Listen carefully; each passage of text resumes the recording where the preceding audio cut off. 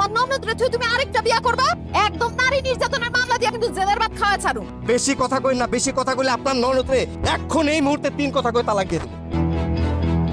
এই শয়তানকে থাপড়ায় দাঁত সব ফালায় দাও, যাও। ওর গায়ে অনেক শক্তি, ওর থাপ্পড় দিতে গেলে আবার ঘুষি মেরে আমার দাঁত ফালাই দিব। ওরে বাবা রে বাবা, আমি অনেক ভয় পাই। এই দাও দেখতেছিস না কুপায় গাড় থেকে কল্লা আলাদা করে দেবো, যা। চলো মাইরা ফেলাইবো। হ্যাঁ কি করবি? মাইরা ফালাইবো, মাইরা ফালা, সাহস থাকলে ফালা।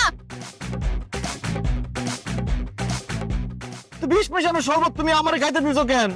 তোরে মাইরা ফালানোর জন্য। এই বকশিসের টাকা নিয়ে এখন চাচার পক্ষে কথা কইতেছেন? বেয়াদবের মতো কথা কস। আমার সংসার ছেড়ে সারা জীবনের জন্য কেন চলে যাইতেছো? কারণ তুই ভীতু, কাপুরুষ। তোর চাচাতে তোর জমি দখল করে ফেলাইলো, তুই কিছুই কইতে পারলি না। চেয়ারম্যান যে ঘুষ খায় তোর চাচার পক্ষে কথা বললো, সেখানেও তুই ভয়ে কিছু কইতে পারলি না। মানুষ আমগো গরু, ছাগল, ফল, ফ্রুট সবকিছু নিয়ে যায়, তুই ভয়ে কিচ্ছু কস না।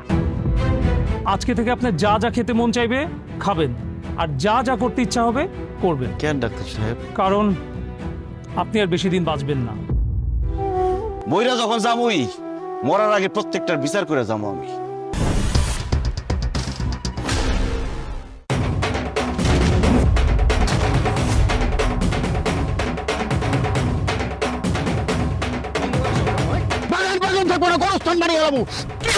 কি করুম? আমার বোন তোরে ভালোবাসা বিয়ে করছে, আর তুই সামান্য করে টাকার জন্য আমার বোনকে তালাক দিতে চাস? এই মার বুদ্ধিতে আমি আপনার কাছে যৌতুক চাইছি, আমারে নষ্ট করছে মহিলা। ডাইনির বাচ্চা ডাইনি, তুই তাহলে আসল ঘষিটে বেগম। দালালের বাচ্চা তোরে খাইছি আমি, খাওয়া। আজকে আপনার বিচারে বসে চেয়ারম্যান সাহেব, ডাক্তার আমারে কইছে আমি বেশি দিন বাঁচব না। আমি তো মরে যাব, পরে লয়ে মরুম।